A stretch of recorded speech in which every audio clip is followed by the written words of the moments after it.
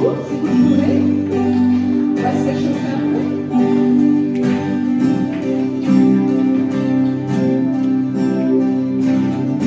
Je sais qu'il va se trouver son sang pour un coup d'info, je le vois. Oui, je crois.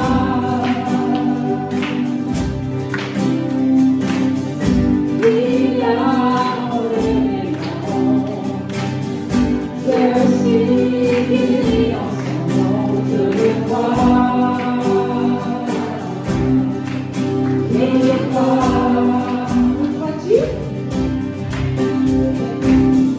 Je veux proclamer, oh, Jésus a vaincu la mort, mon rédempteur. Mon rédempteur,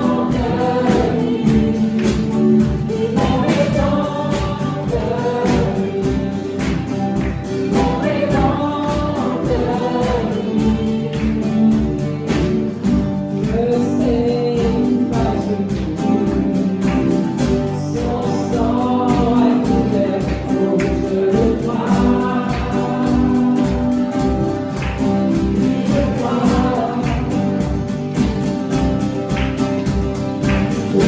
Il a enlevé ma honte. Je suis guéri en son nom, je le crois. Oui, je crois.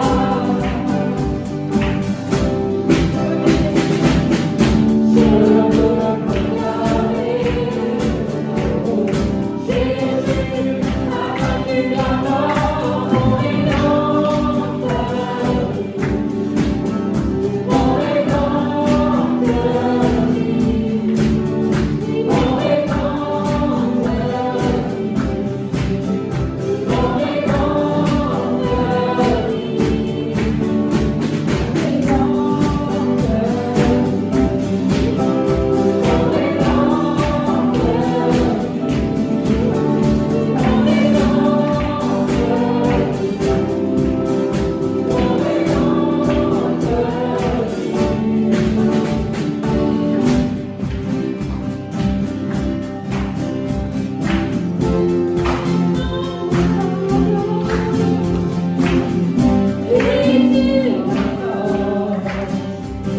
alors je danse sur les sommets, je vois venir ton rêve.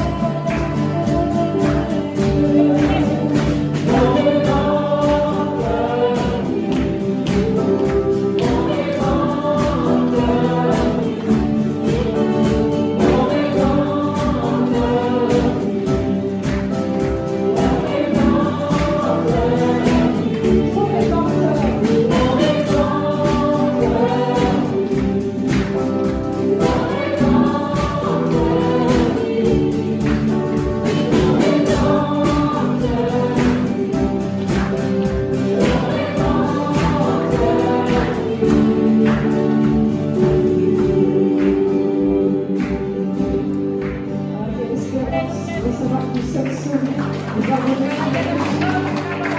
rédempteur,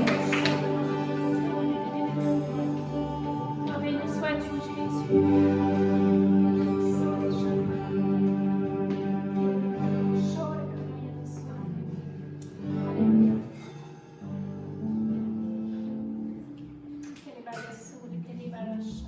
Alléluia.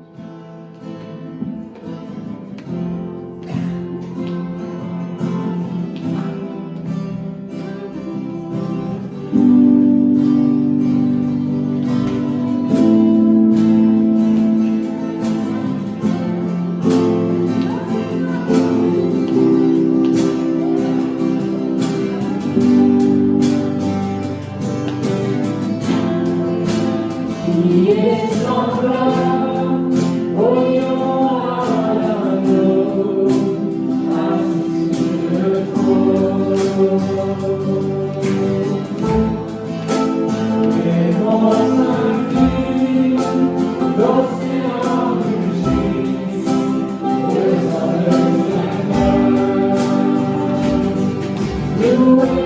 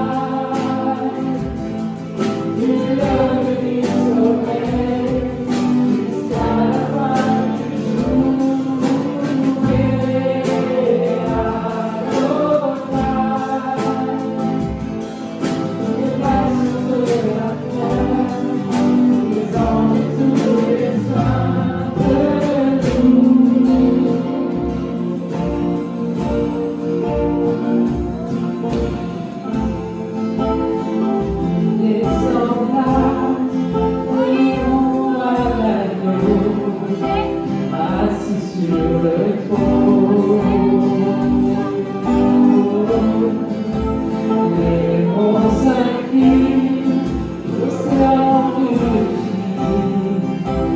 devant le Seigneur. Louez Adonai, du lever du soleil jusqu'à la fin du jour. Louez Adonai, les anges tous les saints te louent.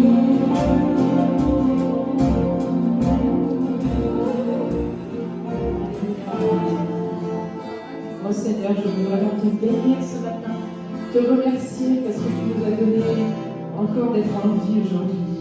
Tu es là, Seigneur, tu nous as rachetés comme nous chantions, Seigneur, tu nous as sauvés, tu nous as libérés de la honte de notre passé, Seigneur, de la condamnation qui était sur nos vies. Je veux vraiment te bénir ce matin, que toute la gloire t'en revienne.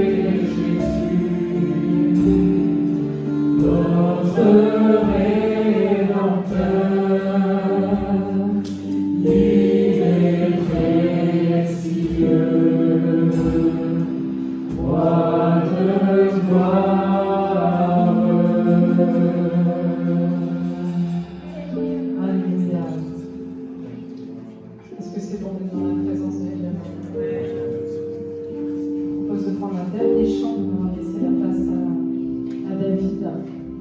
Un chant de proclamation. Je ne suis plus esclave de la peur.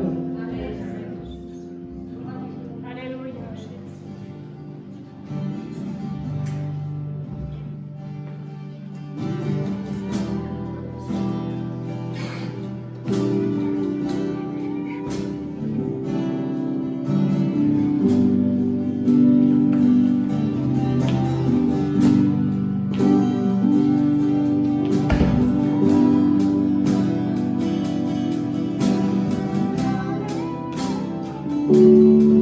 Vas ébloui par tes mélodies, tu m'entoures d'un chant d'amour. Je viens délivrer les ennemis,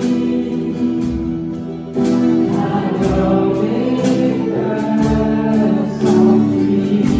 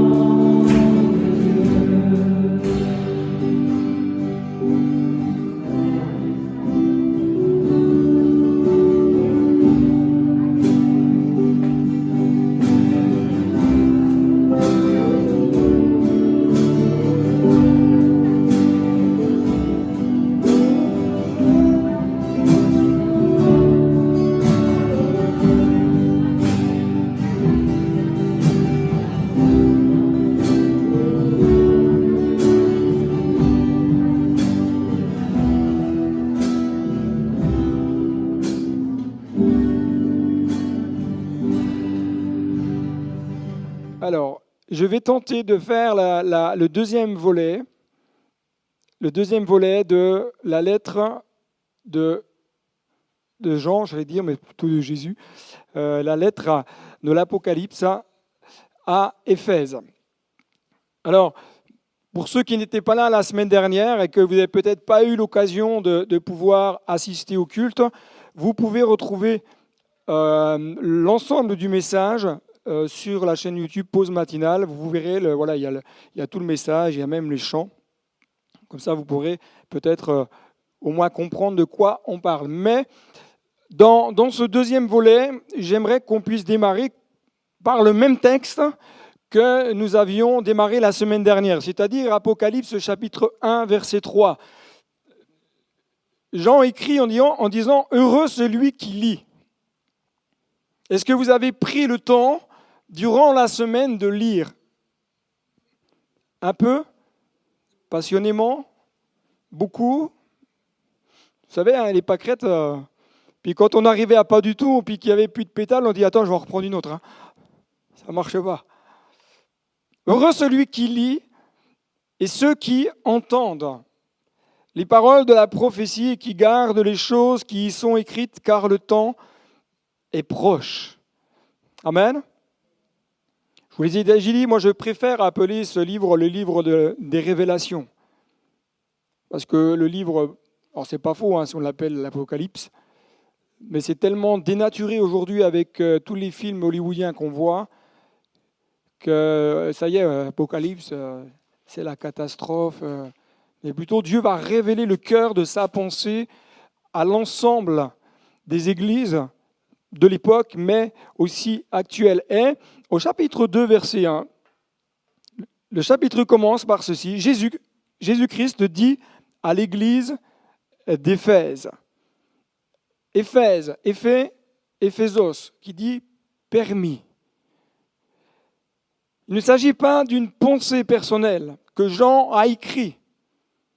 Il ne s'agit pas de réflexion philosophique.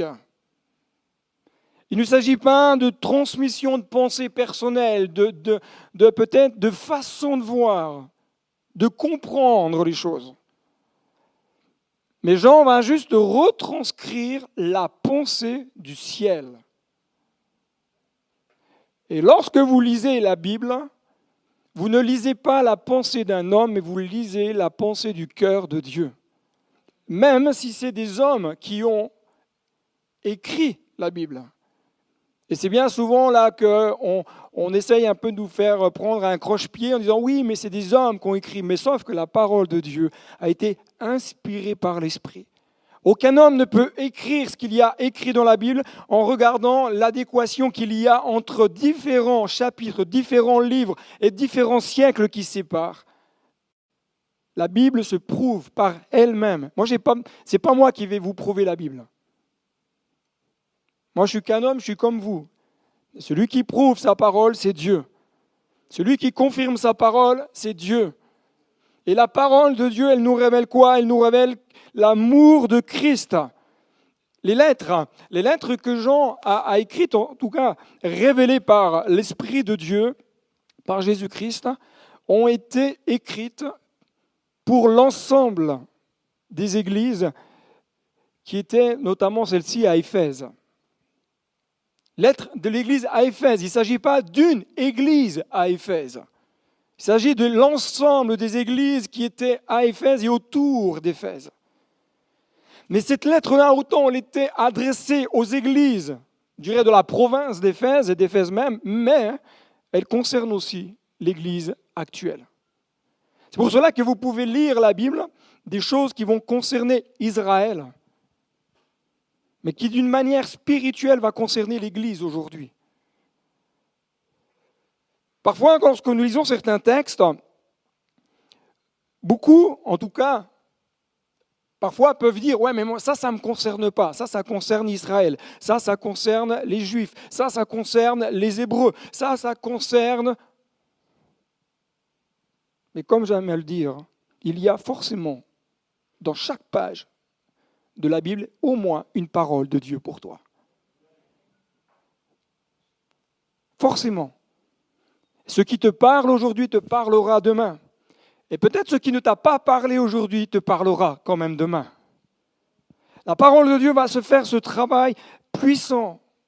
Elle va révéler davantage qui est Dieu? Qui veut connaître Dieu? What is the question? Avec un anglais franc-comtois. Si tu veux connaître Dieu, prends plus de temps à lire la Bible. Tous les Tintins, les Boules et Billes ne te révéleront pas le cœur de Dieu, ça c'est sûr. C'est bien, ça dit tant, mais ce qui va te révéler le cœur de Dieu, c'est en plongeant ton regard dans la parole de Dieu. Tu veux comprendre son cœur, tu veux comprendre les plans qu'il a pour l'Église, les plans qu'il a pour toi. Mais vous savez, aujourd'hui, ce qui fait la tristesse de beaucoup de pasteurs, et je pense aussi de beaucoup de frères et sœurs, c'est de voir que peu de chrétiens lisent la Bible. Vous savez, ils sont chrétiens depuis plusieurs années, ils n'ont jamais lu la Bible une fois. Mais comment enseigner le cœur, le corps de Christ si on ne lit jamais la Bible? Allô?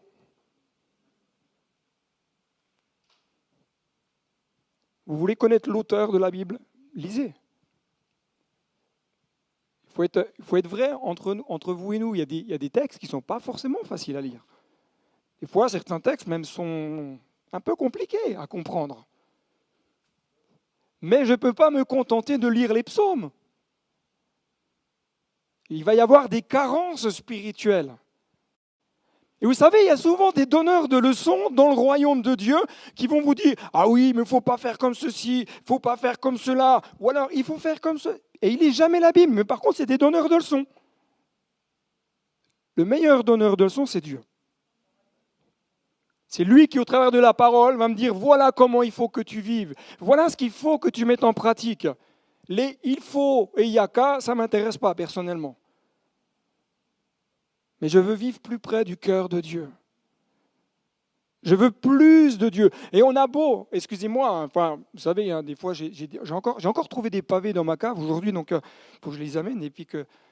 Mais on a beau me dire que je n'ai pas le temps, je travaille, etc. On aura toujours assez de temps pour plonger nos regards dans la Bible.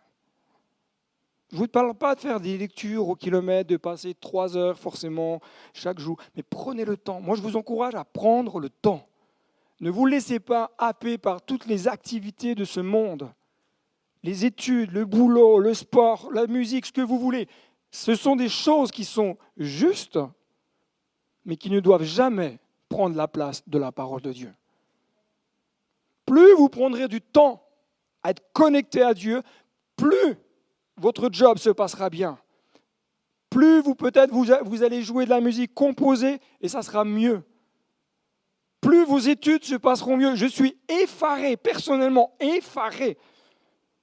Quand je me suis converti, je n'avais pas tout à fait 17 ans. Bon, c'est vrai que les études, elles me courent toujours après, donc c'est peut-être pas le bon exemple. Mais j'étais quand même effaré de voir des jeunes inverser les priorités dans leur vie. Ah oui, mais j'ai mes études. Ah oui, mais j'ai mes examens. Ah oui, j'ai poney aquatique. Ah. Et Dieu dans tout cela, elle est où la place de Dieu dans ta vie? Tu veux réussir dans tes examens, place Dieu en premier.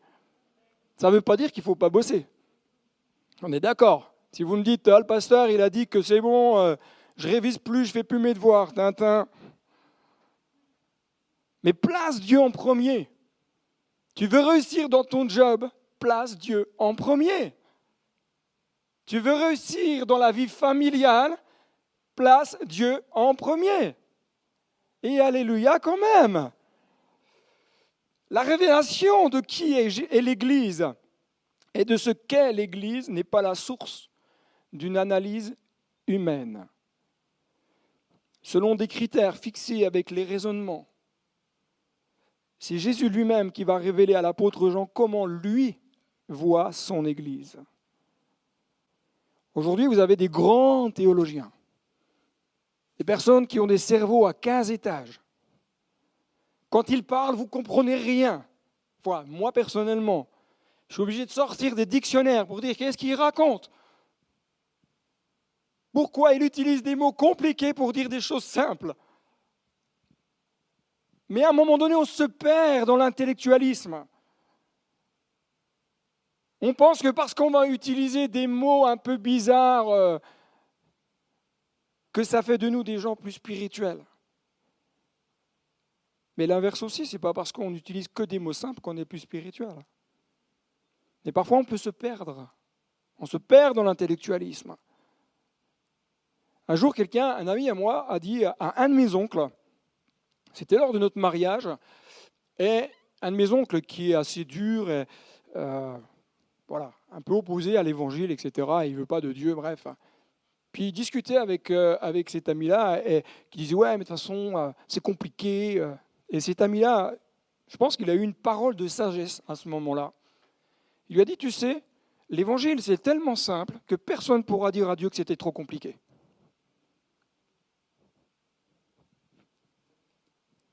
Pas besoin d'avoir un bac plus 15 pour comprendre. Hein. L'évangile, c'est tellement simple qu'on ne peut pas dire que c'est compliqué. Recevoir l'amour de Jésus dans son cœur, il n'y a rien de plus simple.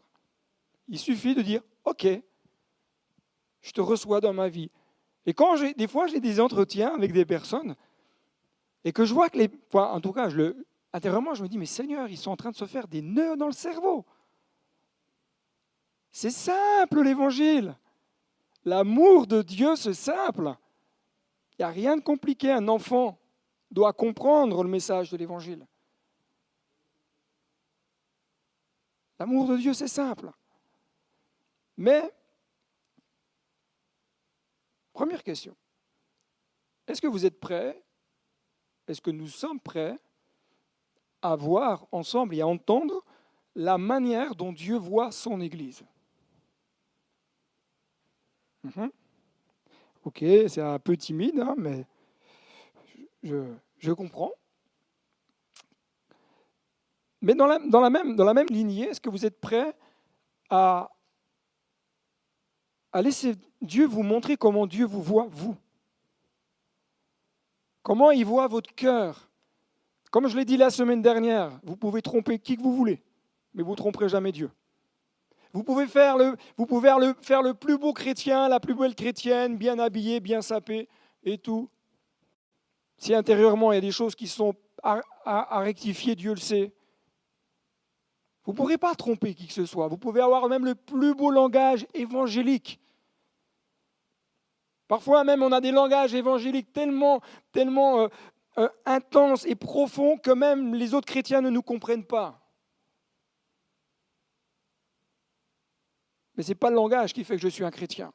Ce n'est pas l'habit qui fait que je suis un chrétien. Mais d'abord, qu'est-ce que ça veut dire être chrétien? Ça ne veut rien dire aujourd'hui. Quand on dit à quelqu'un « je suis chrétien », moi je suis sûr quand vous dites quelque chose, cela à quelqu'un, tout de suite, vous voyez une bulle, d'un seul coup se dessiner, et d'un seul coup se dessine un bâtiment, avec un petit monsieur à côté, avec un certain habit. Parce que notre culture, à la française, quand on dit qu'on est chrétien, c'est pouf, c'est ça. Mais dites à quelqu'un, mon cœur appartient à celui qui a donné sa vie pour moi. Dites-lui simplement, voilà ce qui s'est passé dans mon existence, voilà ce que Jésus a fait pour moi. Et voilà ce que je suis devenu et ce que je suis aujourd'hui grâce à lui. Là, je pense que ça a du sens. Mais vous pouvez mettre le plus bel habit. Je vous l'ai déjà dit, peut-être qu'un jour, je viendrai avec une soutane. Parce que l'habit ne fait pas le moine. Je voudrais vraiment un jour prêcher là-dessus parce que je pense que le visuel parle. J'ai rien contre ceux qui portent une soutane, hein, comprenez-moi bien. Hein. Mais Jésus connaît. Apocalypse 2, il dit « Je connais quoi? Je connais tes œuvres, ton travail et ta persévérance. » Imaginez, essayez de vous projeter, ayez un petit peu d'imagination ce matin avec moi. Imaginez Jésus est là. Ce n'est pas moi qui prêche, c'est Jésus qui est là. Et Jésus vous regarde et il vous dit « Église d'Épernay, 28 rue des Prés-Dimanche, je connais tes œuvres, ton travail et ta persévérance. » Et là, je suis sûr que vous allez tous dire « Amen !» Sauf que le mot « connaître », dans le grec, nous dit littéralement, c'est percevoir, remarquer, discerner, découvrir, examiner. Quand Dieu te regarde, Église d'Épernay, quand Dieu me regarde, moi personnellement, Dieu est en train de percevoir le fond de ton cœur, de discerner, d'analyser, de découvrir, d'examiner si les profondeurs de ton cœur sont bien celles que lui demande. Rien et rien ne lui est caché.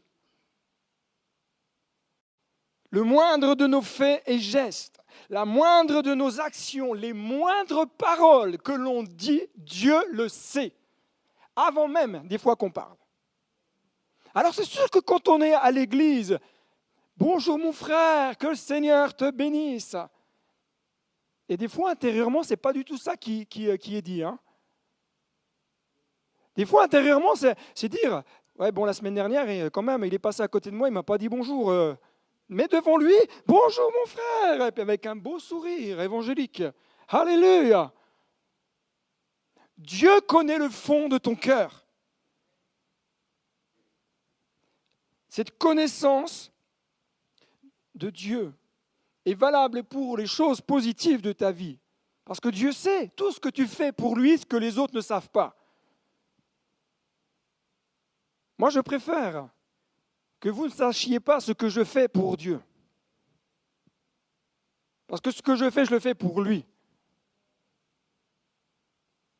Mais le moindre des choses, même les belles choses que l'on fait, Dieu le sait. Mais Dieu sait aussi forcément peut-être les moins bonnes. Peut-être les moins belles. Celles qu'on n'aimerait pas qu'on sache. Je crois que quand on considère cela, je vous l'ai dit la semaine dernière, je pense que quand on vient dans la maison de Dieu, on devrait venir, et je m'inclus dedans, on devrait venir avec beaucoup plus d'humilité dans la maison du Seigneur, avec beaucoup plus de respect dans les paroles, dans les actions, dans la tenue vestimentaire. Et alléluia quand même, merci pour le pavé, pasteur. Oui, je vous l'ai déjà dit, ce n'est pas l'habit qui fait le moine, comprenez-moi bien, n'allez pas avec un costard cravate.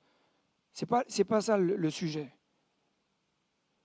Mais parfois, on a moins de respect pour Dieu qu'on en a pour des gens de ce monde. Pourquoi ? Parce que Dieu, on ne le voit pas. On dit, oh, bon, ok, Dieu va faire avec. Hein. Mais c'est juste une attitude de cœur. Mon cœur doit être respectueux de Dieu. Avoir cette crainte respectueuse, ce n'est pas avoir peur, mais ce respect, cette révérence. Ce qui fait que la gloire de Dieu se manifeste, c'est parce qu'on a du respect pour Dieu. C'est parce qu'on le met en premier. Alors, Jésus va dire, mais je connais tes œuvres. Jésus connaît littéralement ce à quoi nous nous employons dans notre quotidien. Et j'aimerais te poser une question. À quoi tu t'emploies pour Dieu au quotidien ? Petit moment de réflexion. Peut-être que tu vas me dire, du coup, je ne fais pas grand-chose. À quoi tu t'emploies dans ton quotidien pour Dieu ? Ma réflexion aujourd'hui, quand je prends le temps des fois d'analyser, et puis vraiment ce qui travaille mon cœur en ce moment, c'est que je me dis, on se fait très très rapidement rattraper par ce qui est secondaire. À un tel point que ce qui est nécessaire dans notre vie spirituelle passe au second plan, troisième plan, quatrième plan. Et à vous, et je ne vais pas faire une liste des choses qui peuvent prendre la place de Dieu, mais à vous, d'avoir l'honnêteté de prendre un cahier, un stylo à la maison, dire « Seigneur, montre-moi ce qui a pris ta place ». Un jour, un pasteur a dit, je ne vous dirai pas son nom, mais un pasteur a dit, on était en formation pastorale, et il dit, de toute façon c'est simple, si Dieu n'est pas assis sur le trône de ton cœur, c'est qu'il y a quelqu'un d'autre qui s'est assis dessus. Qui s'est assis sur le trône de ton cœur ? Qui a pris la place ? Toi ? Ton conjoint ? Tes enfants ? Ton job ? Tes hobbies ? tes études, qu'est-ce qui a pris la place? Et si Dieu n'est pas assis sur le trône de ton cœur, ce n'est plus lui qui règne. Et si Dieu ne règne pas, ne t'attends pas à ce que ta vie soit bénie. Ne t'attends pas à voir des grâces de Dieu se manifester davantage. Mais si tu laisses la place à Dieu, en disant, Seigneur, oui, c'est vrai, je reconnais que parfois, il y a des choses qui devraient être secondaires, mais sont devenues principales dans ma vie. Elles ont pris ta place et je te demande pardon. Et je crois que tu vas m'aider à replacer les choses dans le bon ordre. Et là, je peux vous dire que Dieu va déverser sa bénédiction. Et écoutez-moi bien, ça va être fort. Même si vous n'êtes pas parfait. Normalement, vous aurez dû dire Amen, mais ce n'est pas grave. Merci.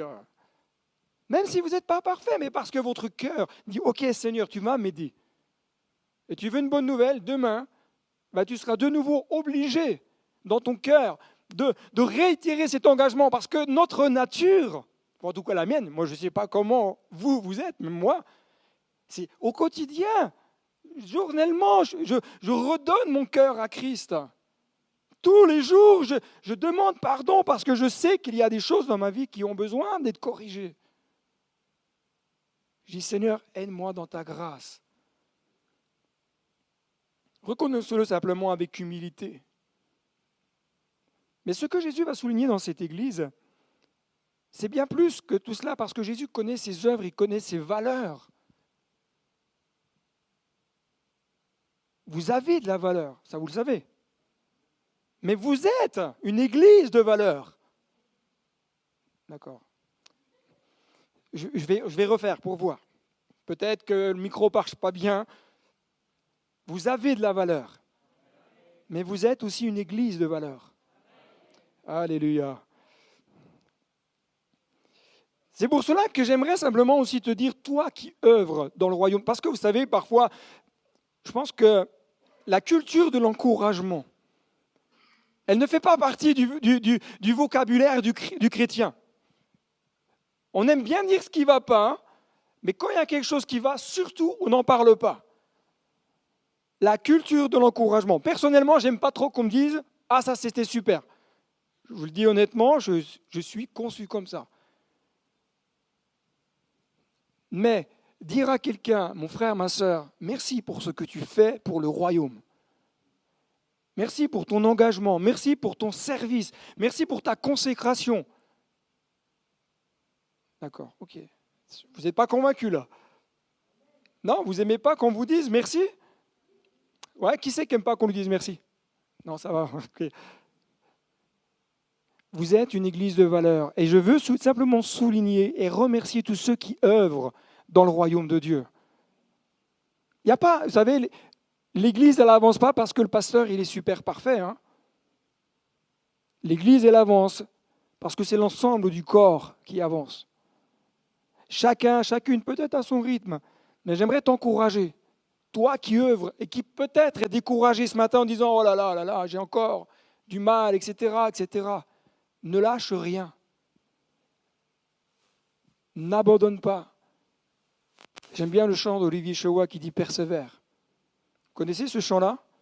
Si Dieu a mis, les paroles du chant, hein, si Dieu a mis un rêve dans ton cœur, garde-le comme un trésor et persévère.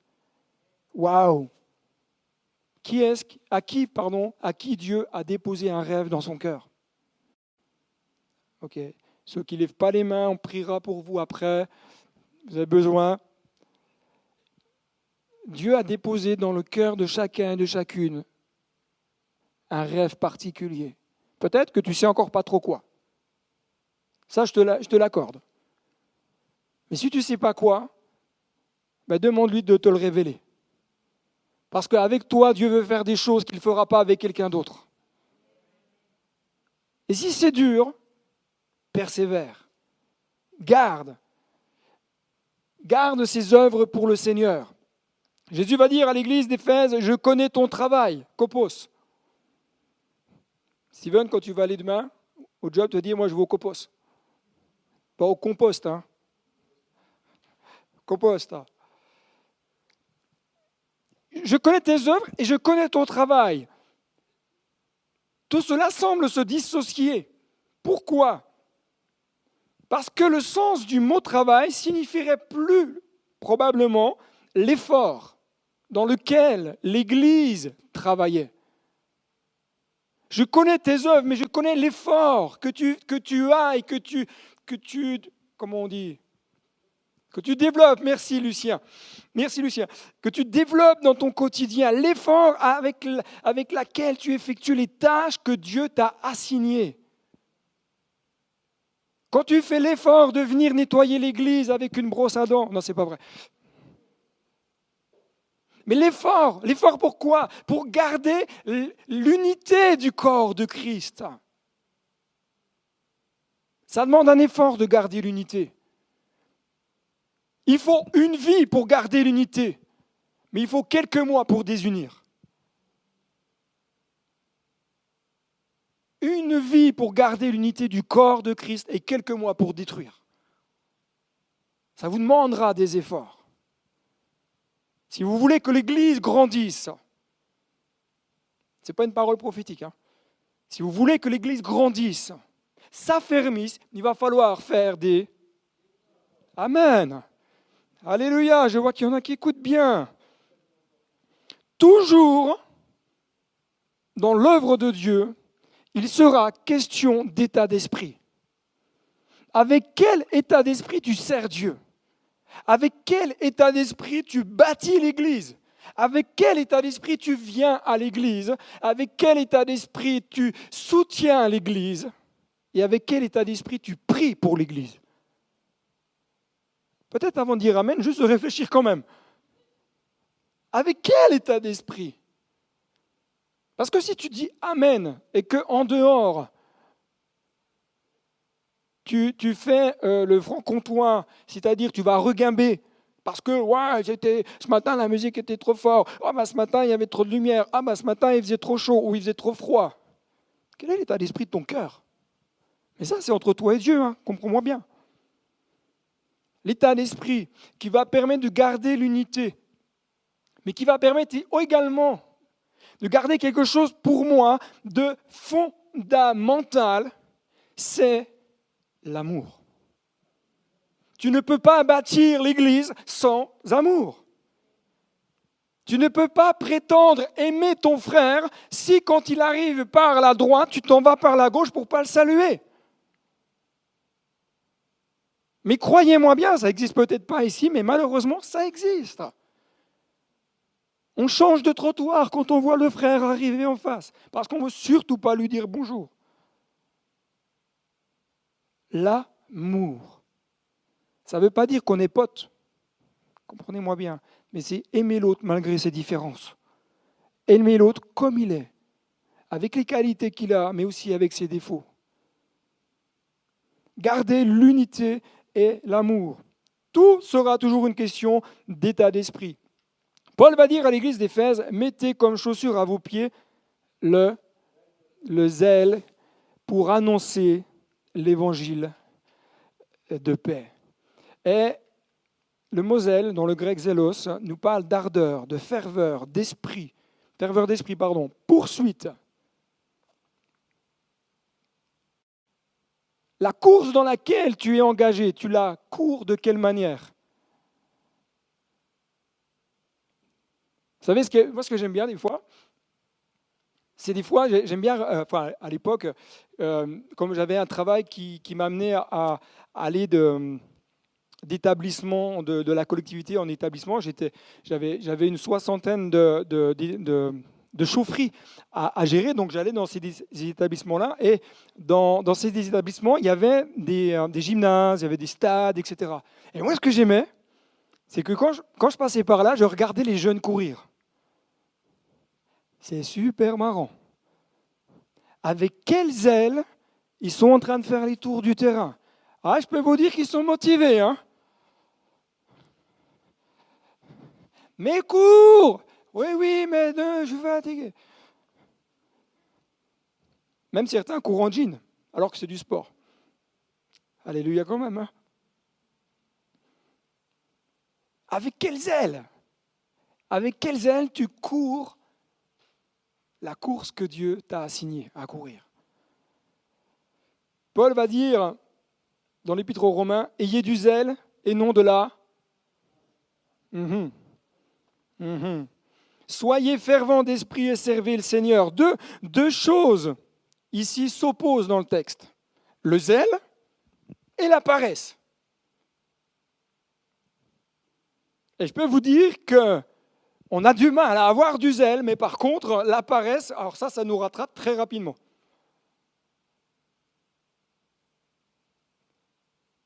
Lequel des deux, aujourd'hui, tu vis au quotidien?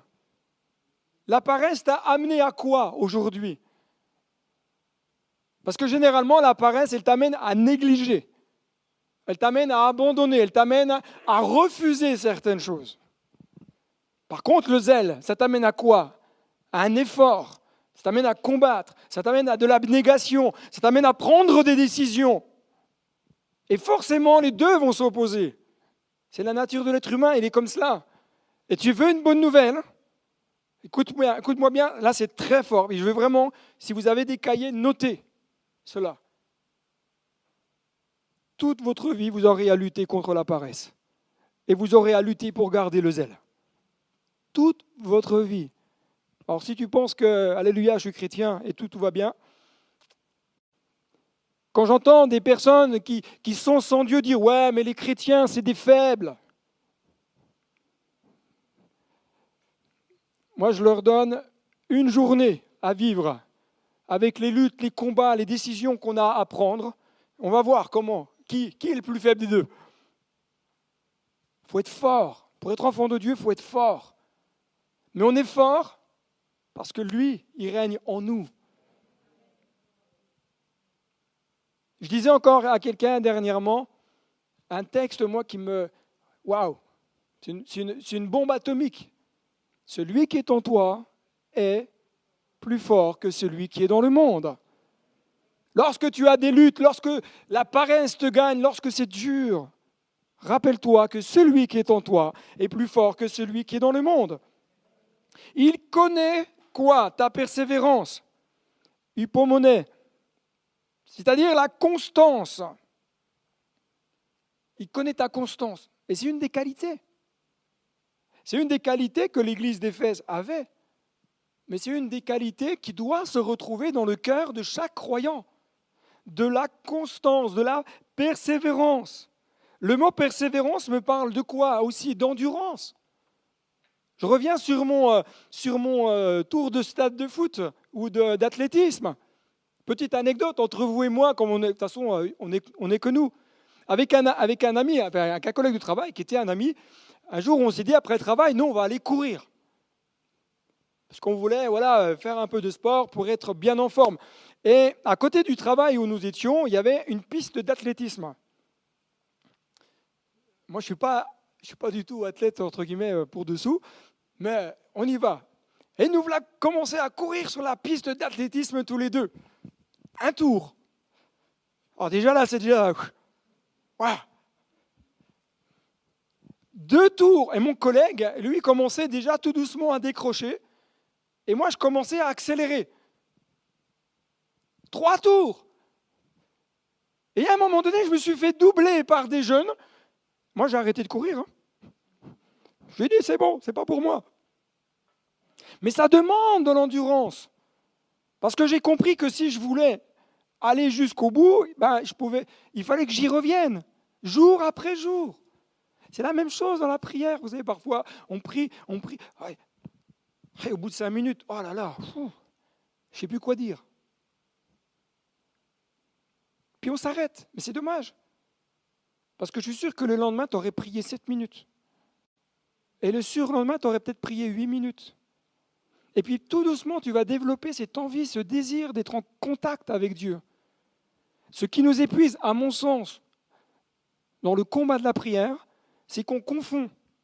Prendre un moment, on va venir près du cœur de Dieu, et un moment, on va venir blablater avec Dieu. La prière, ce n'est pas du blabla. Ce n'est pas blablabla, blablabla, blablabla, blablabla. Et puis, Seigneur, blablabla, blablabla. Vous qui êtes mariés, qui est marié?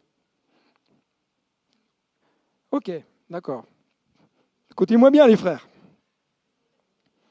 Quand vous êtes à table avec votre conjoint,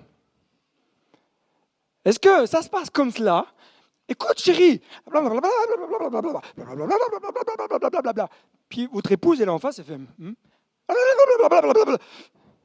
Ça, c'est pas de la relation, c'est pas de la communion. Le dialogue, qu'est-ce que c'est?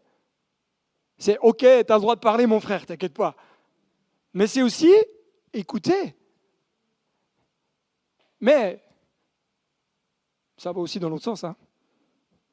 Parce que c'est peut-être plus difficile pour les sœurs. Voilà. Alléluia, hein. Il fallait bien un peu prendre le contre-pied. Dans le Nouveau Testament, le trait caractéristique d'un homme qui ne dévie pas de son but délibéré et de sa loyauté à la fois, c'est la piété malgré les plus grandes épreuves et les plus grandes souffrances.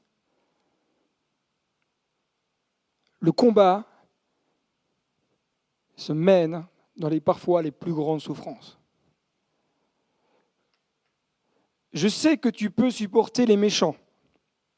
Alors je répète, les méchants, ce n'est pas celui qui vous a fait un croche-pied, hein. Les méchants, c'est ceux qui sont en opposition au cœur de Dieu. Non mais qu'on se comprenne. Parce qu'on dit, ah ouais, non mais lui, il ne m'a pas dit bonjour, c'est un méchant. Ou alors, ah, il ne m'a pas aidé à porter mes courses, c'est un méchant.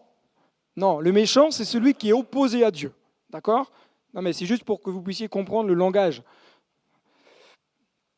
Tu peux supporter les méchants, que tu as éprouvé ceux qui se disent apôtres et qui ne le sont pas, et que tu les as trouvés menteurs. Alors, en tant que pasteur, on pourrait dire, ce truc-là, je ne le mets pas, parce qu'en plus, ça concerne quand même des personnes qui se disent apôtres, et puis, en fin de compte, ils ne le sont pas. Mais on doit être entier dans la parole de Dieu, on doit dire toute la parole de Dieu. La connaissance de Dieu, elle est souveraine. Elle est omnisciente. Qu'est-ce que c'est qu'omnisciente? Un des attributs de Dieu, c'est-à-dire qu'il sait tout. Il sait avant, il sait maintenant et il sait après. Il n'y a que Dieu qui sait tout. Le diable, lui, ne sait pas tout. Pour ça que non, pas vous, je me rectifie. Pour ça que quand il y a des personnes qui vont voir des pseudos, des voyants, des trucs comme ça, pour connaître l'avenir, c'est que des mensonges. Parce que le diable ne sait pas l'avenir. C'est que des mensonges. Et parfois même, je fais une petite parenthèse, parce que ça aussi, des fois, il y a des choses qui me font dresser les poils sur les bras. Parfois, les chrétiens se font prendre au piège. Se font prendre au piège par des publicités qui sont en réalité comme des diseuses de bonne aventure. On en voit peut-être un peu moins en ce moment, mais il fut un temps, il y avait même ces publicités à la télé, téléphonez au 08, si tu veux savoir si tu vas avoir un garçon dans l'année. C'est de la divination. Appelons un chat un chat. Et même parfois des chrétiens, ils se font avoir par ça. Les jeunes filles disent, moi je veux savoir si je vais me marier, alors je vais appeler. Et puis pas de bol, la réponse, non, tu vas rester célibataire toute ta vie. Bon du coup, je vais faire un autre numéro. Mais en réalité, tu es en train de te prendre au piège. Celui qui connaît parfaitement tout de ta vie, passé, présente, avenir, c'est Dieu. C'est Dieu. La connaissance de Dieu est une connaissance omnisciente. Mais ce qui est intéressant de souligner, en tout cas dans ce texte, c'est d'entreapercevoir ici le cœur de l'Église. C'est-à-dire quoi? Cette Église, elle ne supportait pas qui? Elle ne supportait pas ceux qu'on appelait les méchants, c'est-à-dire ceux qui étaient en opposition à Dieu et ceux qui vivaient, même s'ils avaient un titre pseudo-évangélique, ce que vous voulez, mais en opposition à la pensée de Dieu. L'Église d'Éphèse, elle ne pouvait soutenir le mode de vie de ces personnes-là. C'est là qu'il faut faire la différence entre j'aime le pécheur, mais je n'aime pas son péché. Vous n'avez pas à vous battre contre le pécheur, mais vous devez vous battre contre le péché. Aimez le pécheur, pour l'âme, pour ce qu'il est, parce que Dieu veut le sauver. Une des détenues que je visite toutes les semaines en maison d'arrêt, comme je le répète, j'ai la joie d'aller en prison, mais j'ai aussi la joie de sortir.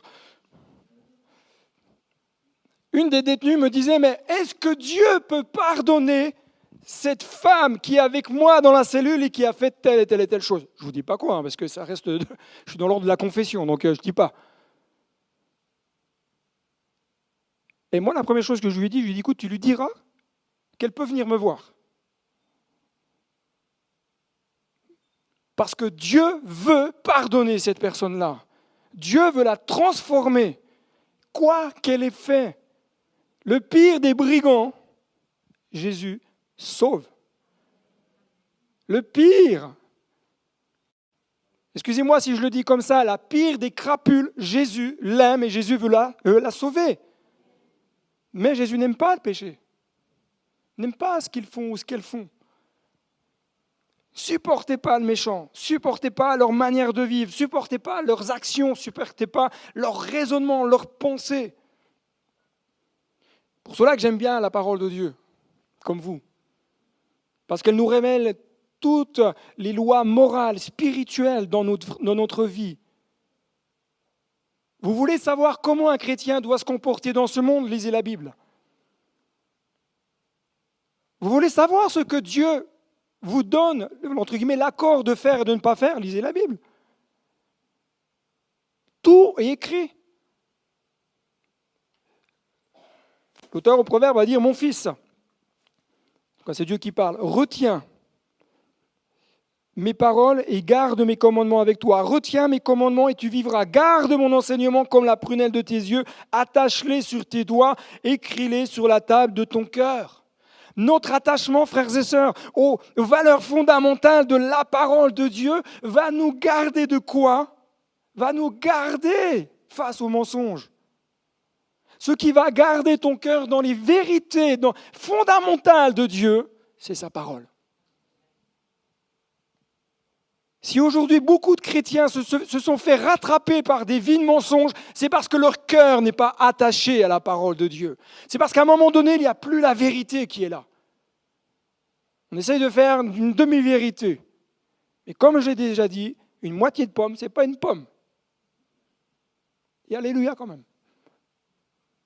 Une demi-vérité, ce n'est pas une vérité. Vous savez, il fut un temps où beaucoup les personnages religieux, lorsqu'on venait frapper à leur porte en lui disant « Est-ce que telle personne est chez toi ?» Il faisait comme ça, mettait le doigt dans la poche, il dit « Non, non, il n'est pas là. » Effectivement, il n'était pas dans la poche, ça c'est sûr. Tout ça pour dire « Je ne mens pas. » Non, non, il n'est pas là. Dieu veut qu'on soit vrai. Vivons dans la vérité. Déjà avec nous-mêmes, soyons vrais avec nous-mêmes. Avant de juger, de culpabiliser les autres, déjà regardez son propre cœur. Dis Seigneur, examine. Sonde-moi, ô Dieu. Vous remarquerez que le texte ne dit pas sonde les autres, Seigneur. Et regarde s'ils sont sur une mauvaise voie. Et surtout change leur cœur. Le mien, il est tellement parfait. Mais sonde-moi, ô Dieu, moi personnellement. Moi, tous les matins, quand je prie pour vous, je dis Seigneur, sonde-les. Non, je me tiens devant Dieu, je dis Seigneur, sonde mon cœur. Et je sais qu'il y a des choses qui ont besoin de changer. Je dis Seigneur, aide-moi. Après, je prie pour vous, je dis Seigneur, bénis-les. Alléluia. Parce que vous me supportez. Elle a éprouvé. Perazzo. Éprouvé dans le but qu'elle a certifié la valeur de ceux qui se disaient apôtres. Elle a voulu éprouver leur cœur pour voir si leur vie morale et spirituelle était en accord avec la parole de Dieu. Et vous savez que vous, en tant qu'Église, c'est aussi votre devoir d'éprouver ce que vous entendez. Que ce soit au travers de la prédication, mais que ce soit aussi au travers des dons spirituels. Faisons une petite parenthèse à nouveau sur les pseudo-dons spirituels parfois qu'on entend un peu partout. La Bible nous dit qu'il faut éprouver les esprits. Ça nous appartient. Et de garder ce qui est bon et de rejeter ce qui n'est pas bon. Est-ce que ça veut dire que tous les dons spirituels ne sont pas bons? Non. Est-ce que ça veut dire qu'ils sont tous bons? Non plus. Moi, j'ai déjà entendu des pseudo-dons spirituels qui n'avaient rien de spirituel. Du temps des élections présidentielles américaines, mais ça date, c'est du temps où Hillary Clinton se présentait aux élections présidentielles. Je me rappelle avoir entendu un pseudo-prophète dire « Hillary Clinton sera présidente des États-Unis ». Il a presque dit « Ainsi parle l'Éternel ». Vous savez, avec la tonalité, quoi. « Ainsi parle l'Éternel ». Et dans mon cœur, j'ai dit « On verra bien ». Parce que si ce que tu dis, ce n'est pas de Dieu, de toute façon, ça ne marchera pas. Le résultat, vous le connaissez. Donc, personnellement, j'ai refusé les paroles de cet homme. Mais, en outre, je ne rejette pas l'exercice des dons spirituels dans l'Église. Aspirez aux dons les meilleurs. Parce que Dieu parle par sa parole écrite, mais Dieu parle aussi par des rémas, des paroles inspirées. Mais aujourd'hui, on voit tellement de trucs bizarres qu'on ne veut plus. On a peur. Mais quand c'est l'Esprit de Dieu qui parle, on est saisi. On sait dans notre cœur que c'est Dieu qui parle et qui se révèle. Mais, la Bible elle est claire, éprouvez et retenez ce qui est bon et ce qui n'est pas bon. C'est pour cela que chaque personne qui sert Dieu, qui parle de la part de Dieu, doit veiller à la manière dont il véhicule les choses et ce qu'il véhicule. Il ne s'agit pas de véhiculer des pensées personnelles, même en prêchant. Souvent, je dis, Seigneur, garde-moi de prêcher autre chose que ce que toi, tu m'autoriseras de le faire. Est-ce que je suis toujours dans les clous? Je vais être honnête avec vous, non. Mais je dis, Seigneur, garde-moi pour que le message soit ce que toi, tu as prévu pour ton Église. C'est pour ça que je perds mes cheveux. Éprouvez. La qualification morale et spirituelle des dirigeants et de ceux qui servent Christ au quotidien et dans l'Église locale se retrouve notamment dans ces deux textes-là. Pas que, notamment. Prenez le temps de les noter et vous de lire à la maison. Mais dites-vous bien que la qualification morale et spirituelle qui concerne les dirigeants, en réalité, ces textes-là concernent tous ceux qui veulent servir Dieu. Parce que c'est trop facile de dire « Ah ouais, non, mais les dirigeants, ils ont le droit d'avoir une femme, c'est tout. Moi, je fais ce que je veux. » Non. On ne fait pas dire au texte ce qu'on a envie de dire. C'est la base, c'est le fondement. Si ce qu'on demande aux dirigeants, et comprenez-moi bien, c'est pour ça que la Bible elle dit qu'il n'y en a pas beaucoup qui prêchent parce qu'on sera jugé plus sévèrement. Prenez bien conscience de cela. Ce n'est pas un jeu de prêcher. C'est une énorme responsabilité devant Dieu. J'aurai à rendre des comptes devant Dieu pour ce que je vous ai partagé. Pour cela que la Bible dit qu'il n'y ait pas beaucoup de personnes qui prêchent. Après, ça ne veut pas dire qu'il n'y en ait plus du tout. Ça ne veut pas dire qu'il y a des personnes dans l'Église qui ont à cœur, qui veulent servir, qui veulent... Ok. Mais, ok, tu veux servir Dieu, lis les textes. Lis ces textes-là. Et après, tu viendras me voir. Ensuite, deuxième piste de réflexion, c'est que nous ne devons pas oublier dans les temps dans lesquels nous sommes. Pourquoi ? C'est pareil, je vous ai mis juste les textes. Je ne vais pas vous les lire, parce que je vais vous mettre aussi au travail, à contribution. Parce que je pense que ce n'est pas toujours bon que le pasteur il mâche tout. Allez vous chercher.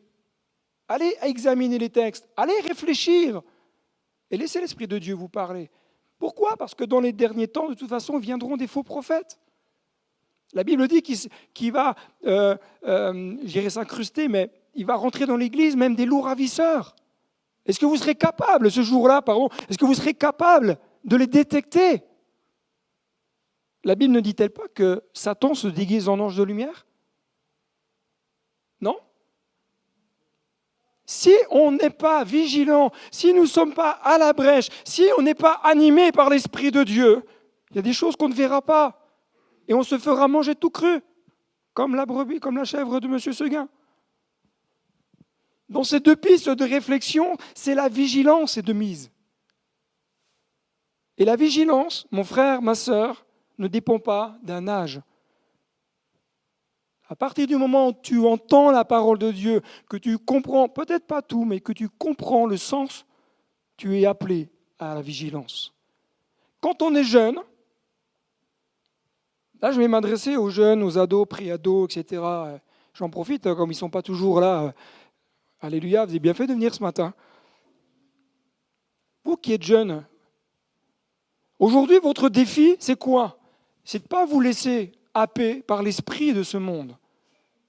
Quand on est au collège, on est au lycée, on est pris dans un courant. Si on ne ressemble pas aux autres, on est mis à l'écart. Mais c'est plutôt les autres qui devraient être mis à l'écart parce que vous ne ressemblent pas à Christ. Ça ne veut pas dire qu'il faut vous isoler dans un coin, dire « Ah non, ils ne sont pas chrétiens, on ne leur parle pas ». Non, ce n'est pas cela. Mais tu n'as pas à rougir de qui tu es. Tu n'as pas à avoir honte de porter l'étendard de Christ. Vous savez, quand je me suis converti, j'étais au lycée. Donc imaginez, si je me suis converti, c'est qu'avant, ce n'était pas très glorieux, quoi. Hein. Généralement, celui qui m'embêtait, il ne m'embêtait pas très longtemps. Hein. Mais un jour, le Seigneur a touché mon cœur. Et bizarrement, d'un seul coup, il y a plein de personnes qui ne sont plus devenues mes copains, quoi. Parce que je ne leur ressemblais. Et on a commencé à se moquer de moi, parce que j'étais chrétien. Je dis, mais c'est un truc de fou. Tu vis n'importe comment, on ne dit rien. Quelque part, tu te ranges, tu fais attention. Ah, ça y est, on dit que tu ne vaux plus rien. C'est bizarre quand même. Mais aujourd'hui, on est dans une société, si on ne ressemble pas à monsieur, madame, tout le monde, si on ne porte pas les mêmes fringues, si on ne porte pas les mêmes chaussures, si on n'a pas la même coiffure de cheveux, ah bah ça y est, on est en marge.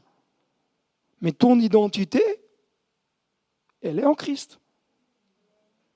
Elle n'est pas dans les people de ce monde. Parce que les people de ce monde, une fois que tu as enlevé le maquillage et défait leur coiffure, c'est plutôt des films d'horreur parfois. Hein.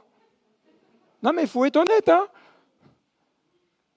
Ça ne veut pas dire que, en tout cas pour les jeunes filles, hein, après les gars, s'ils veulent se mettre du rouge à lèvres, ils verront ça avec leurs parents, mais ça ne veut pas dire qu'il ne faut pas se maquiller. Ça ne veut pas dire qu'il ne faut pas mettre de boucles d'oreilles, ça ne veut pas dire qu'il ne faut pas avoir des beaux fringues, c'est pas ça. Ne te moule pas à l'esprit du monde. Ne te moule pas à l'état d'esprit, le raisonnement. Ton identité, elle est en Christ. Et du coup, je ne sais plus où c'est que j'en suis. Dans les derniers temps, plusieurs viendront en mon nom. Mais cette église d'Éphèse avait quoi? Elle avait une qualité. Elle avait de la... Vous avez de la persévérance? Ok. Est-ce que vous avez de la persévérance? Vous ne savez pas trop dire. Est-ce que je dis oui, je dis non? Parce que si je dis oui, alors on va me dire, mais alors tu as de la persévérance dans tel domaine, puis du coup, comme j'en ai pas, je vais me faire prendre à contre-pied. Mais ce n'est pas mon travail. Ça, c'est le travail du Saint-Esprit. Saint-Esprit qui va dire là où tu as besoin de travailler pour avoir de la persévérance, comme il le fait chez moi. Il dit, David, là, il faut que tu travailles un peu là. Tes abdos, parce que si tu veux tenir, etc., il faut faire un peu de musculation. Elle a de la persévérance. La persévérance, le souci, c'est qu'on pense que voilà, c'est persévérer dans la foi. La persévérance dans le texte est liée à la persécution. Persévérer dans la foi dans des temps de persécution. Il y en a qui ont lu le petit bulletin que j'ai envoyé hier par mail. Merci frère. 1, alléluia. On était 2, donc ça fait 2. Je vous invite à le lire. Si vous ne recevez pas le mail avec le bulletin, vous direz, je ne vais pas dire que c'est super enrichissant, parce que c'est moi qui l'écris, donc ça ne serait pas bien, mais dedans, c'est la deuxième semaine où je vous y mets un sujet de prière pour une église persécutée. Et là, sur le bulletin-là, on parle de l'Inde. Persévérer malgré les temps de persécution. Aujourd'hui, il dit « Oh là là, on est persécutés, on n'a pas le droit tous de se rassembler en même temps, on est obligé de s'inscrire sur des listes et on n'en sort plus. » Ce n'est pas de la persécution, ça. Hein. Quand tu commenceras à voir peut-être des gens venir frapper à ta porte, venir tout casser chez toi parce que tu es enfant de Dieu, là on pourra parler de persécution. Mais cette persévérance-là est liée à des temps comme cela. Et la Bible dit que dans les derniers temps, ça arrivera. Mais nous, en Occident, on est dans notre confort, on a tout. On n'a même pas besoin, tranquille, on reste à la maison, on clique, on tique sur la télé, on met le programme YouTube, on regarde les cultes, tout tombe comme ça. Les églises, ils ne peuvent même pas se rassembler, ils ne peuvent même pas parler de Dieu, ils ne peuvent même pas prier, ils ne peuvent même pas chanter, ils ne peuvent même pas avoir une Bible. Et pourtant, ils persévèrent. Pourquoi ? Parce que leur espérance, elle est en Christ. Leur espérance, elle est en Dieu. Alors nous qui avons encore cette liberté, peut-être prendre à cœur de dire, Seigneur, j'ai peut-être besoin de reprendre un nouvel élan dans ma vie spirituelle. Jésus va dire, heureux serez-vous lorsqu'on vous... Alléluia. Hein, lorsqu'on vous haïront. Heureux serez-vous lorsqu'on vous outragera. Ok, Seigneur, quand même, tu vas fort là. Mais je crois que l'appartenance de notre cœur à Jésus-Christ est une source de joie, de paix et de plénitude intérieure. Je ne parle pas de trucs zen où vous allumez une bougie avec un petit encens parce que voilà, c'est pas ça. Hein. Cette paix intérieure qui surpasse toute intelligence. Mais elle peut être aussi le sujet. Parfois, cette paix intérieure, elle peut être aussi le sujet de souffrance. Elle va se manifester dans des temps peut-être difficiles. Elle va se manifester dans des moments où tout est compliqué. Pensez en effet à celui qui a supporté une telle opposition contre lui de la part des pécheurs, afin de ne pas vous laisser abattre par le découragement. Il y en a qui sont découragés. Tu as le droit de lever la main. Je ne te jugerai pas, ne t'inquiète pas. Ça peut donner des sujets de prière. Voilà, les mains qui se lèvent, priez pour eux. Parce qu'aujourd'hui, ces personnes-là qui sont peut-être découragées, demain, ça sera peut-être nous. Et on sera bien content d'avoir des frères et des sœurs qui prient pour nous. Pas des frères et sœurs qui disent « Ah non, mais regarde encore, mais c'est bizarre. » Non. La compassion, le cœur, dit Seigneur, bénis-les, renouvelle-les. Moi, je vous invite, à vous qui avez levé la main, ce que dit le texte, pensez à Christ. Fixez votre regard sur Christ. Ne fixez pas vos regards sur vos problèmes, sur vos sujets de souffrance, mais regardez à celui qui est la réponse à vos sujets de souffrance. C'est ça qui va faire la différence. Mais ce que j'ai contre toi, alléluia quand même, hein, mais ce que j'ai contre toi, c'est que tu as abandonné ton premier amour. J'aurais peut-être dû m'arrêter avant pour le message, du coup. Mais quand même, j'ai dû dire à l'église d'Éphèse, ce que j'ai contre toi, c'est que tu as abandonné ton premier amour. L'abandon du premier amour. Le reproche que Jésus fait à cette église d'Éphèse, personnellement, je trouve cela effrayant. C'est effrayant que Jésus lui-même dise à une église, ce que j'ai contre toi, c'est que tu as abandonné ton premier amour. Cela nous montre quoi ? Que parfois nous pouvons faire les plus belles choses pour Christ et pourtant on a perdu le premier amour. Ça peut nous montrer aussi que pendant des années, on a servi Christ, on a payé le prix et qu'à un moment donné, on est tout lâché. Mon pasteur, celui dans l'église où j'ai grandi, disait souvent, ce n'est pas le début de la vie d'un homme qu'il faut regarder, c'est la fin. Au démarrage, on peut faire des belles choses, des progrès, etc. On peut faire même des belles œuvres pour Dieu, des choses extraordinaires. Et à la fin de sa vie, tout rater. Le résultat, c'est que tout ce que tu as fait avant, ça ne vaut plus rien. Ce que j'ai contre toi, c'est que tu as abandonné ton premier amour. Alors l'abandon du grec aphiemi qui dit, c'est laisser faire. Qu'est-ce que tu as laissé faire ? Ça parle même de divorce, l'abandon. Dans le sens où il y a une alliance qui a été arrêtée. Je ne parle pas forcément du divorce, d'accord, avec son conjoint, même si on pourrait le mettre dedans. Hein. Mais on a contracté une alliance avec Christ. Lorsque on a pris notre engagement dans les eaux du baptême, d'ailleurs on dit bien que c'est un engagement de bonne conscience. On s'engage à être des témoins, on s'engage à être des disciples, on s'engage à marcher du mieux qu'on le peut. Mais à un moment donné dans ta vie spirituelle, peut-être que tu as déjà entamé une procédure de divorce avec Dieu. Peut-être que tu es en train de te dire, mais moi, là, du coup, je prends du recul. Alors ça, j'ai tellement entendu ça et ça me fait mal au cœur quand j'entends ça. Je prends du recul. J'ai besoin de faire une pause. Mais en réalité, là, tu n'es pas en train de faire une pause. Tu es en train de rompre ton alliance avec Dieu. Je suis désolé, mon frère, ma soeur, peut-être que ça va te bousculer un peu. Hein. Mais si tu romps ton alliance, tu n'es plus en connexion avec Dieu. Et parfois, abandonner son premier amour, c'est cela. Ah oui, au début, Seigneur, je te donnerai ma vie, je te donne ma vie entière, je te servirai partout où tu m'enverras. Et avec le temps, quand Dieu te dit, c'est ça que je veux de toi, non, je ne veux pas. Et on fait un pas en arrière, et on en fait un deuxième. Et après on dit, mais je ne comprends pas, ma vie, elle ne va pas bien. Peut-être, je ne veux pas dire que c'est forcément cela, parce que c'est peut-être pas le cas, mais peut-être c'est parce que tu as abandonné ton premier amour pour Dieu.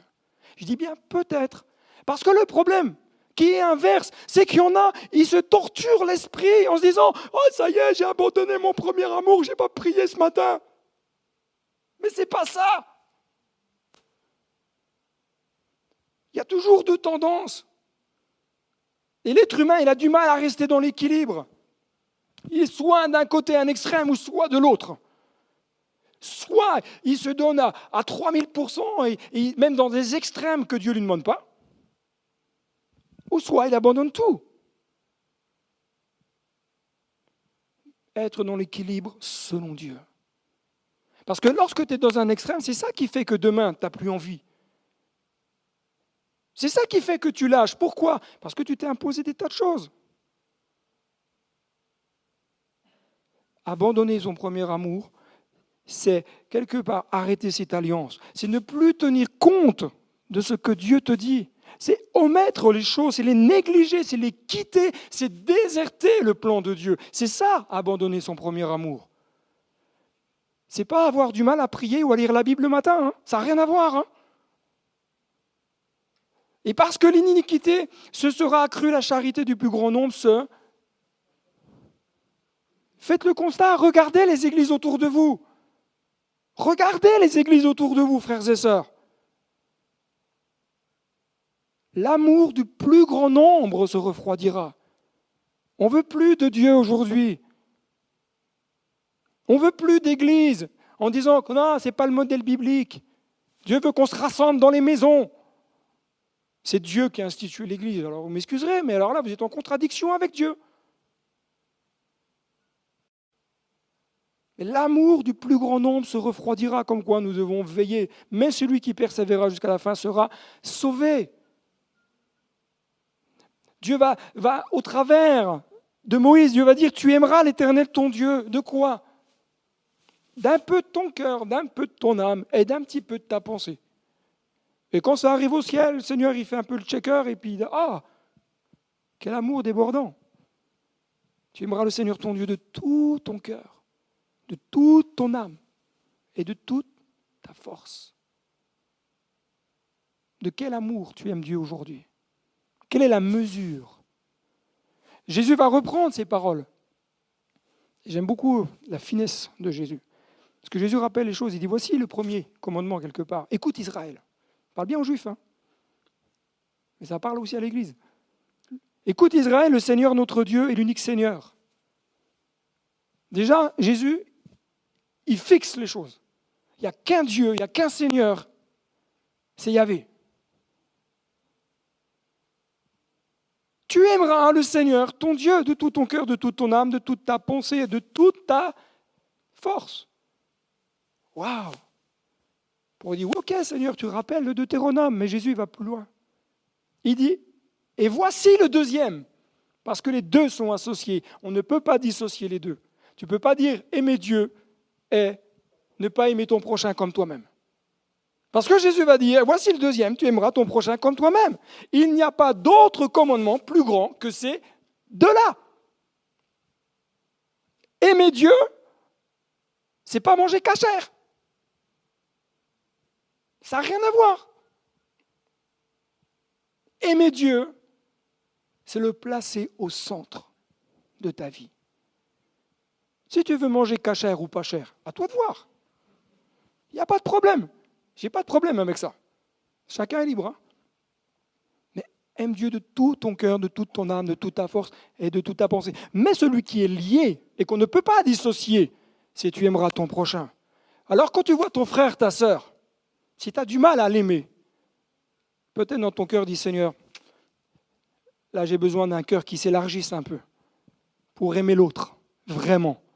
J'insiste bien sur le vraiment. Aime l'autre vraiment. En l'aimant l'autre vraiment, tu aimeras Dieu vraiment. Parce que tu l'aimeras comme Dieu t'aime et comme Dieu l'aime. Alléluia quand même. L'appel au souvenir. Souviens-toi d'où tu es tombé. Il ne s'agit pas de se martifouetter et dire « Ah, pauvre de moi pécheur que je suis. J'ai perdu mon premier amour, ça y est, c'est la fin. » Non, souviens-toi. Souviens-toi de quoi? D'où tu es tombé. On ne peut pas tomber quand on est déjà par terre. On tombe en général d'une position plus élevée. Non, d'accord. Je ne sais pas, peut-être que vous n'avez peut-être pas la même notion de la gravité. Mais en réalité, ce que Jésus est en train de dire, dit, souviens-toi quel était ton positionnement avant. Souviens-toi d'où tu es tombé. Quelle était ta position d'enfant de Dieu? Si je vous dis tu es enfant de Dieu, ça vous dit quoi? Quel est ton positionnement en tant qu'enfant de Dieu? Un enfant de Dieu, quelle est sa position? Héritier, ok. Et quoi encore? Souverain. Ah bon? Carrément. Allez, souverain. Sacrificateur. Alléluia. Je complète. On est fils de Dieu, ok. Et quoi encore? Ce n'est pas un positionnement. Le positionnement, quelle est votre position? Né de nouveau. Serviteur, voilà, on y arrive tout doucement. Racheté, tu vois Lucien? Représentant, ambassadeur. Moi, il y a un texte que j'aime beaucoup qui me dit « Nous sommes assis avec Christ dans les lieux célestes ». Cette position-là, c'est quoi? C'est une position de vainqueur. Assis avec Christ, à la droite de Dieu, en position de vainqueur. Tu es enfant de Dieu. Ton positionnement, position de vainqueur. Héritier, ambassadeur, co-héritier avec Christ, disciple de Jésus. Alléluia, je n'ai pas compris, mais alléluia quand même. Amen, des races élues. Merci. Rappelle-toi ton positionnement. D'où Seigneur, ok, j'ai peut-être mis à genoux à terre, mais ma position en toi, si je me repense, c'est enfant de Dieu, c'est héritier, co-héritier, assis dans les lieux célestes, ambassadeur, né de nouveau. Allez-y, proclamez, déclarez ce que vous êtes en tant qu'enfant de Dieu. Au lieu de dire, pauvre de moi pécheur, j'ai encore fauté. Non, demande pardon et refixe tes yeux sur ton positionnement d'enfant de Dieu. Parce que lorsque tu commences à déclarer ce que tu es devant Dieu, tu es en train de dire au diable et à ses démons, tu n'as plus de droit sur ma vie. Mais les chrétiens aujourd'hui se lamentent tellement que le diable, il se frotte les mains. Il dit, mais de toute façon, ils font mon job. Moi, je reste tranquille, ils sont tous en train de s'accuser, se martifouetter. Moi, je ne fais plus rien, je les regarde. Mais commence à déclarer qui tu es. Amen. On cet appel, souviens-toi. Ainsi donc, celui qui croit être debout prenne garde de tomber. Thomas, mon frère, comme la semaine dernière, est-ce que tu peux mettre le fond musical, s'il te plaît? Et comme la semaine dernière, je m'excuse, mais j'ai oublié de te le dire.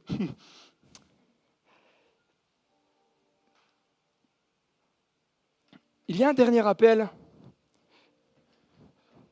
Excusez-moi. C'est l'appel à la repentance. Ben oui, parce que se rappeler notre positionnement avant, mais pour y revenir, on ne peut pas passer à côté de la repentance.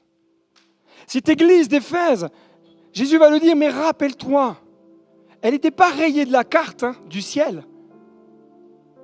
Jésus dit, tu as perdu ton premier amour, c'est ce que je te reproche, et rappelle-toi d'où tu es tombé.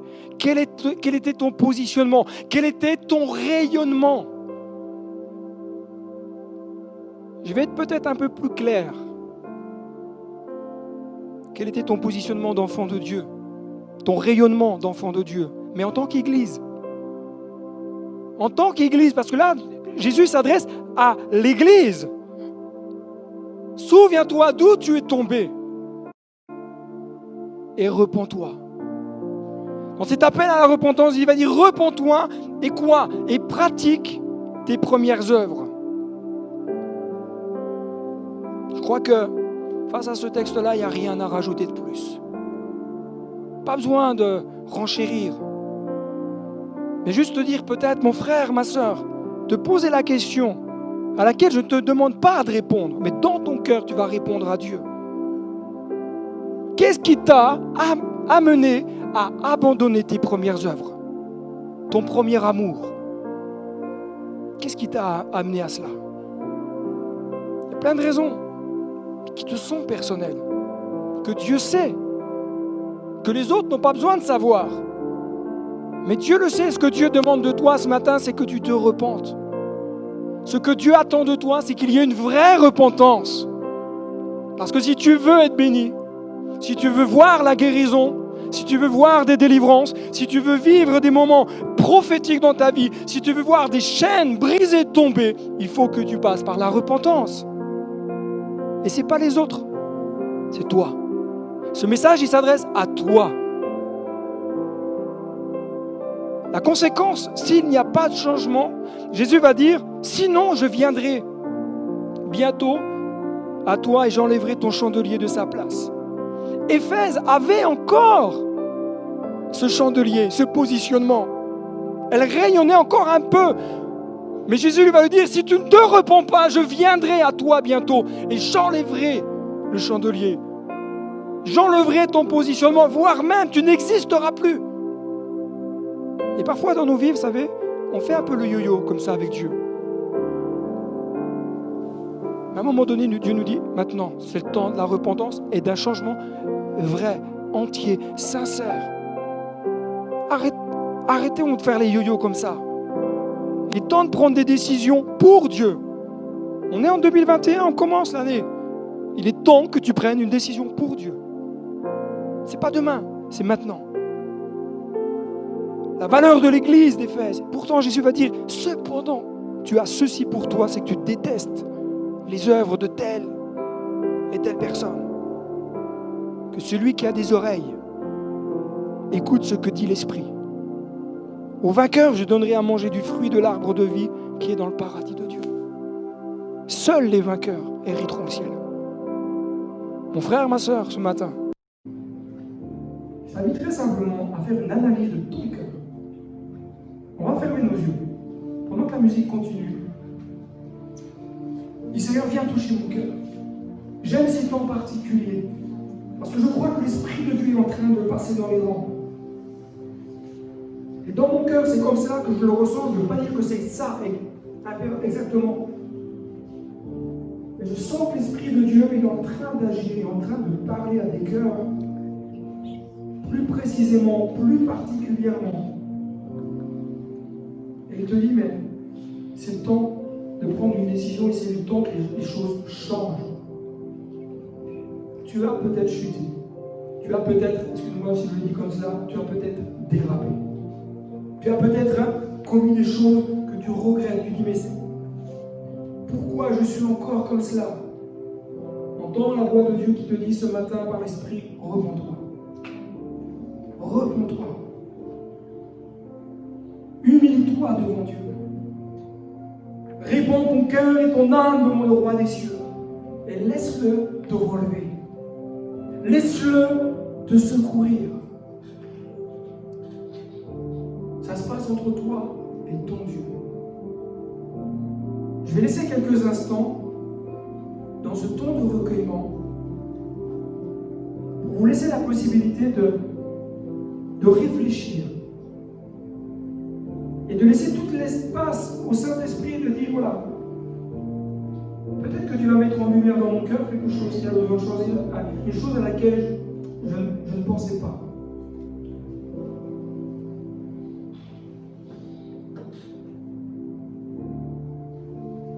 Peut-être que l'Esprit de Dieu va t'amener à pleurer sur ton péché. Eh bien, n'aie pas honte. Personne n'a à juger. Mon frère, ma soeur, je désire tellement qu'il y ait des choses profondes dans ta vie. Je désire tellement que tu ne continues pas cette année 2021 de la même manière. Là où tu as été faible, Dieu va te rendre fort. Là où tu as chuté, Jésus va te relever, va te donner la force et le courage de continuer.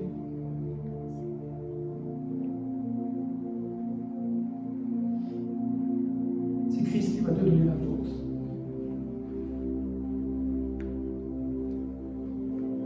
Seigneur mon Dieu, réponds mon cœur devant toi.